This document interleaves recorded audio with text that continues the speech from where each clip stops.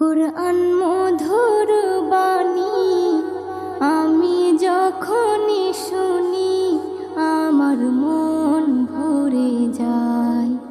কুরআন মধুর বাণী আমি যখনই শুনি আমার মন ভরে যায়।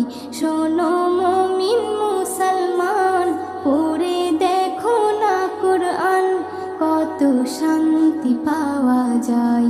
কুরআন